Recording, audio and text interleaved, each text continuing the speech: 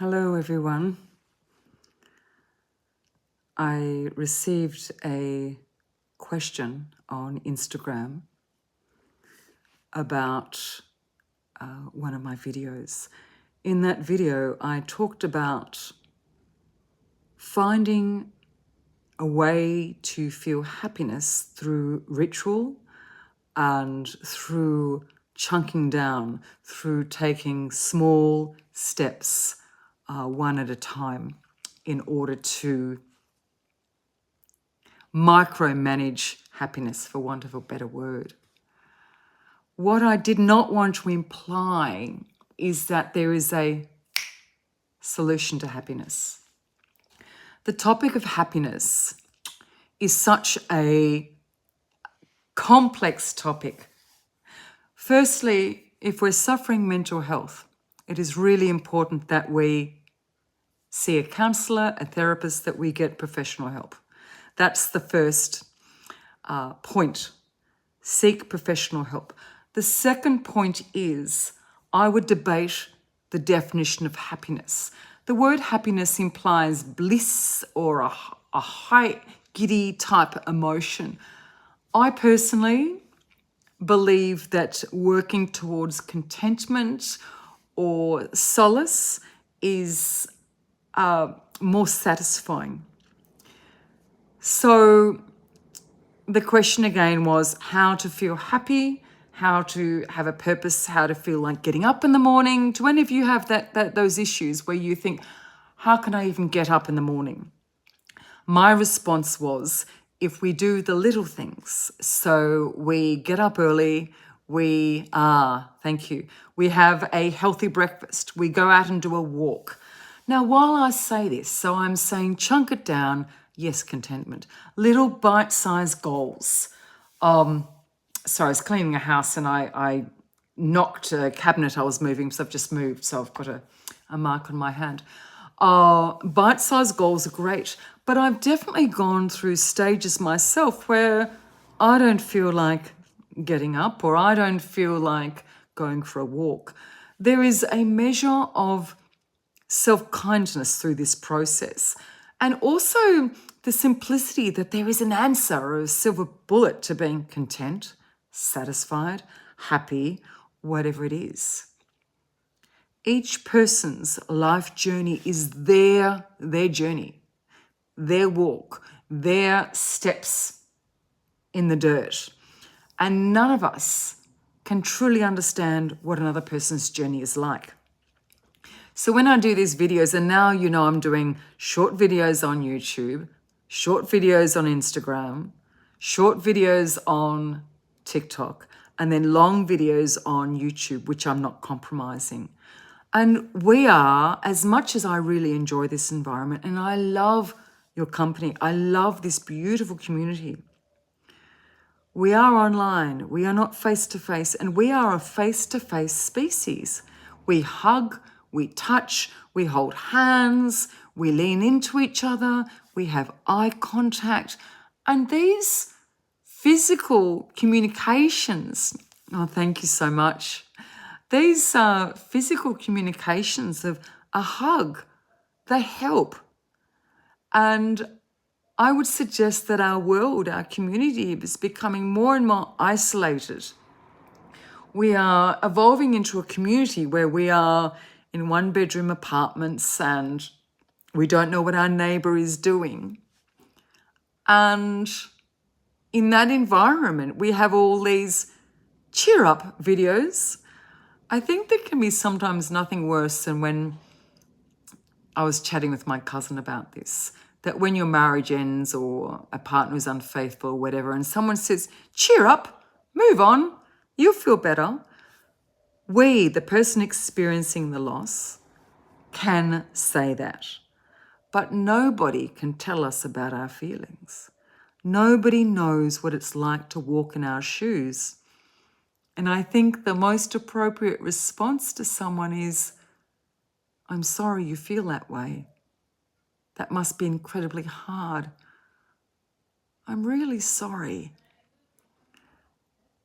If we were to say, you can do this, cheer up, it'll get better, How do we know that? It's not about being all doom and gloom, but it's about supporting the person in their journey. How do we truly know their journey? Oh, yes, good November to you as well. Oh, yes, another person here is talking about losing their father. And of course, you all know I lost my mum and dad. And yeah, nobody knows how we feel. And we do not know how somebody else feels. If we think we do know, we need to take a step back and revisit who we are. If we think we know what someone else feels, we are significantly limiting our ability to support them because we are presuming their experience. We are judging their experience. We do not have the right to presume or judge. And we've discussed this before. When we judge, it is an evolutionary strategy to keep us safe. Judgment serves an important purpose. By learning, oh, I'm sorry. By learning about our outside environment, we can learn to assess and judge what may or may not happen in order to keep safe. And yet, when we judge the experience of another, we negate that experience. So we walk the precarious, I'm always saying this, precarious balance between our social self, which needs to judge for safety and predictability, and our individual self, our conscious and subconscious self, where we know we don't understand the experience of another. We may have a partner. We never truly know what they feel. We may have siblings. We never truly know what they feel. We know that death is traumatic. We know that loss is traumatic. We know that infidelity is generally traumatic. But we do not know the colour, the texture, the shape of another person's trauma. Our trauma may be a triangle and theirs may be a circle.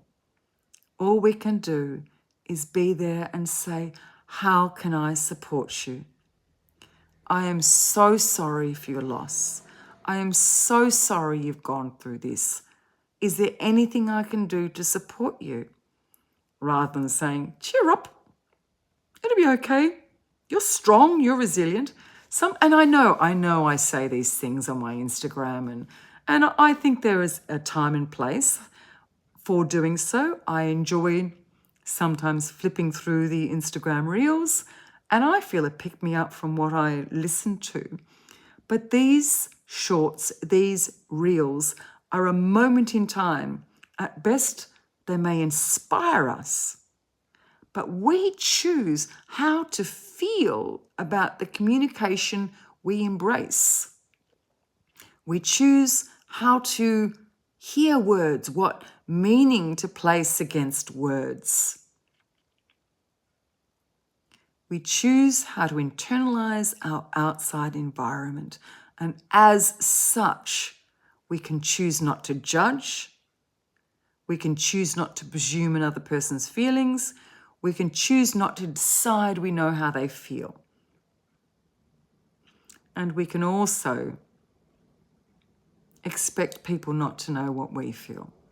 We can expect people to lack some understanding of what we feel. And in a perfect world, we can work towards not having expectations of others. So if you're feeling depressed, there is depression which is chemical, and there is depression which is environmental. There is depression which is socialized. Oh, Kate, that's beautiful. Thank you. There is different features and experiences of depression. And being online like I am now, it's important that we all realize I would like to support you. I aim to provide supportive therapy, but I don't know your journey. Only you do. Reach out for support. Reach out for professional support. Keep a journal. Aim to get up early. I'm sorry, Mignon. I'm sorry. Yes, we're coming up with all these issues, and people are talking about burnout, and they're talking about depression. They're talking about death. These issues are real. These issues are tragic. And then we turn to YouTube or TikTok or Instagram. Sometimes they can give us a little bit of support, but we control how we, thank you, we internalize words we hear, writings we read, online that we take in. We can learn to change our inner rhetoric. I think, is it Anemiek? I think that a lot of people don't know what to say when someone is sad. And a lot of people may feel uncomfortable. I think it's the understanding that we will not get the support that we would like and working towards feeling okay anyway. It is about us reaching out for professional help. And it is about us understanding that we do not know the journey of another. We reach out in humility. We do not reach out in judgment. Humility, not judgment. And also be aware that our knee-jerk reaction is to have judgment.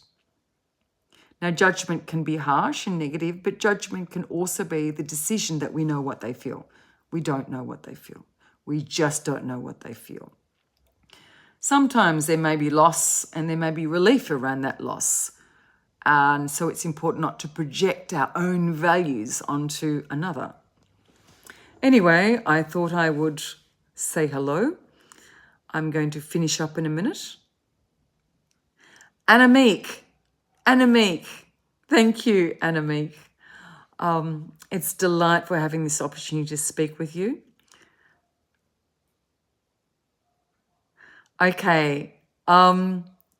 David asked if I giggle at the beginning of one of my meditations. I'm not giggling. I have never giggled. It must be another sound. Maybe it's the intake of breath, David, or something like that. But no, I definitely, if I happen to giggle, I would edit it out. But it's definitely not a giggle. Maybe it's a inhale of breath or whatever. And also, my meditations, I've done so many. Some of them are so old now before I've learned how to edit. So yeah, no giggling. Some of them are edited poorly. The audio improves with time, I hope. Thank you for listening. Please listen to my Instagram, my TikTok, and give me some feedback. I would love that. Big thank you to you too, David. Much love to you all. You're so funny. Can you turn up the rain volume? I get so many messages and people go, your music's too quiet. Your music's too loud.